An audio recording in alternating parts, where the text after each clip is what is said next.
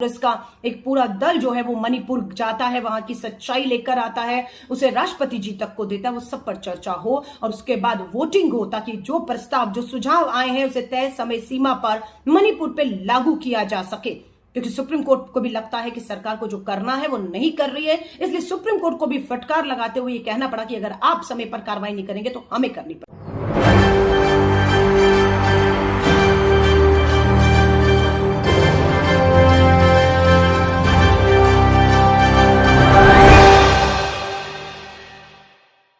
नमस्कार, ESPN 9 news देख रहे हैं आप। आपके साथ मैं हूं मानसी जायसवाल।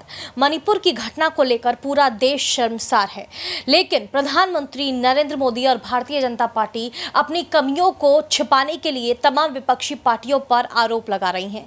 आरोप प्रत्यारोप का दौर इस वक्त चलता हुआ नजर आ रहा है। मणिपुर जैसी घटना को लेकर के भी शर्मसार कर देने वाली घटना है। महिलाओं के साथ जिस तरीके से अपमान यहाँ पर मणिपुर में किया जा रहा है, उनको एक तरीके से सड़कों पर नोचा गया, तो क्या ये वाकई शर्मसार कर देने वाली घटना नहीं है? क्या प्रधानमंत्री नरेंद्र मोदी को अपना इस्तीफा नहीं दे देना चाहिए? अगर केंद्र सरकार कोई एक्शन नहीं लेती है तो सुप्रीम कोर्ट तक ये मामला पहुंचेगा और कहा जा रहा है कि सुप्रीम कोर्ट अगर यहां पर संज्ञान लेता है इस मामले का, तो साफ तौर पर मणिपुर की घटना को लेकर के यहां पर जो है प्रधानमंत्री नरेंद्र मोदी से सीधे तौर पर जो है जवाब उनको देना होगा। सीधे तौर पर चीफ जस्टिस डीवाई चंद्रचूड़ प्रधानमंत्री नरेंद्र मोदी को अल्टीमेटम यहां पर देते हैं कि अगर केंद्र सरकार की तरफ से कोई एक्शन नहीं लिया गया जल्दी मणिपुर को लेकर के, तो यहां पर कोई बड़ा कदम उठाया जाएगा। और यह भी कहा गया कि मणिपुर के हालात समझने के लिए, जानने के लिए आखिरकार प्रधानमंत्री नरेंद्र मोदी मणिपुर क्यों नहीं पहुंचे। तमाम विपक्षी पार्टियां यह आरोप लगा रही हैं कि आप वोट लेने तो तुरंत मणिपुर चले जाते हैं, लेकिन आप जब मणिपुर में इस तरीके की घटना होती है तब नहीं जाते, बल्कि राहुल गांधी जब जाते हैं मणिपुर तो उनको रोका जाता है। विपक्षी पार्टियां जब मणिपुर को लेकर के आवाज उठाती हैं तो उनको सस्पेंड कर दिया जाता है, जिस तरीके से संजय सिंह के साथ हुआ। तो अब कहीं ना कहीं प्रधानमंत्री नरेंद्र मोदी इस पूरे मामले में फंसते हुए नजर आ रहे हैं। चीफ जस्टिस डीवाई चंद्रचूड़ कोई बड़ा एक्शन ले सकते हैं। कहा जा रहा है कि मोदी सरकार को वो अल्टीमेटम दे चुके हैं और अब देखना काफी दिलचस्प होगा कि क्या वाकई प्रधानमंत्री नरेंद्र मोदी अपनी गलती समझते हुए, अपनी जिम्मेदारी समझते हुए मणिपुर पहुंचेंगे और सीएम एन बीरेन सिंह से अपना इस्तीफा लेंगे। क्या कुछ तमाम विपक्षी पार्टियां कहती हुई नजर आ रही हैं, सुनिए। पिछले 2.5 महीने से अधिक समय हो गया मणिपुर जल रहा है। प्रधानमंत्री मोदी जी की अनदेखी और चुप्पी कहीं ना कहीं आग में लगातार घी डालने का काम कर रही है। संसद सत्र चल रहा है। उम्मीद करता है देश कि देश का प्रधानमंत्री संसद में उपस्थित रहे। मणिपुर पर जो चर्चा हो उसकी शुरुआत प्रधानमंत्री जी करें, उस जानकारी से जो मणिपुर की जानकारी उनके पास है, उसके बाद चर्चा शुरू हो। और चर्चा नियम और कानूनों के तहत होनी चाहिए।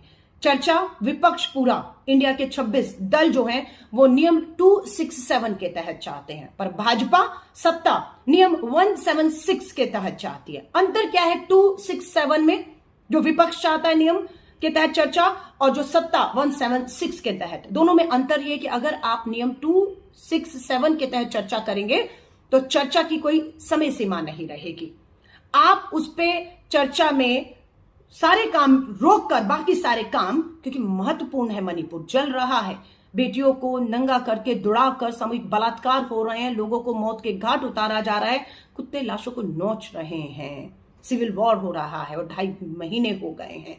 इसलिए चाहते हैं कि गंभीर मामला है, नियम 267 में चर्चा हो और सब इस पे अपनी बात को रखे। जिसके पास जो भी जानकारी है, कांग्रेस का एक पूरा दल जो है वो मणिपुर जाता है, वहां की सच्चाई लेकर आता है, उसे राष्ट्रपति जी तक को देता है, वो सब पर चर्चा हो और उसके बाद वोटिंग हो, ताकि जो प्रस्ताव जो सुझाव आए हैं उसे तय समय सीमा पर मणिपुर पे लागू किया जा सके। क्योंकि सुप्रीम कोर्ट को भी लगता है कि सरकार को जो करना है वो नहीं कर रही है, इसलिए सुप्रीम कोर्ट को भी फटकार लगाते हुए ये कहना पड़ा कि अगर आप समय पर कार्रवाई नहीं करेंगे तो हमें करनी पड़ेगी।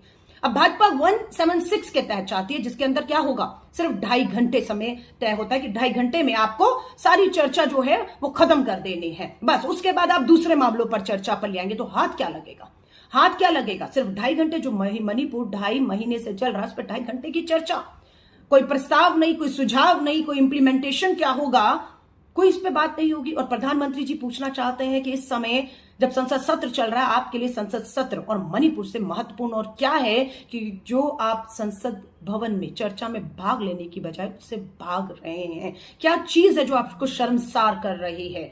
आप चाहते हैं राजस्थान, बंगाल, छत्तीसगढ़ के ऊपर चर्चा हो, तो वो नियम 176 के तहत तो हो नहीं सकती, क्योंकि वो तो 2.5 घंटे की चर्चा है। जब नियम 276 के तहत चर्चा होगी तो स्वाभाविक है कि लंबी चर्चा होगी, व्यापक चर्चा होगी, तो उसमें राजस्थान भी बात हो सकती है, छत्तीसगढ़ भी आप ले आइएगा, और आप चाहें तो बंगाल पे भी बात कर लीजिएगा, मणिपुर पर आप खामोश रहिएगा जैसे अभी तक आप हैं। सो देश की जनता को समझाना चाहते हैं, देश के गृह मंत्री, महिला बाल विकास मंत्री रानी देश को गुमराह कर रही हैं कि वो चर्चा चाहते हैं और विपक्ष नहीं चाहता। वो चर्चा 2.5 घंटे की चाहते हैं और हम चर्चा में प्रधानमंत्री जी को चाहते हैं, पहला वक्तव्य उनका चाहते हैं, और इसकी कोई सीमा नहीं होनी चाहिए तब तक जब तक मणिपुर के घावों पर मलहम नहीं लग जाती। अब कौन सही है, कौन गलत है, ये आप फैसला कीजिए। तो सुना आपने किस तरीके से मणिपुर की घटना को लेकर के लगातार जो है तमाम विपक्षी पार्टियां भारतीय जनता पार्टी पर हमलावर हो रही हैं। अब देखना होगा कि आखिरकार भारतीय जनता पार्टी इस पूरे मामले पर क्या कुछ करती है।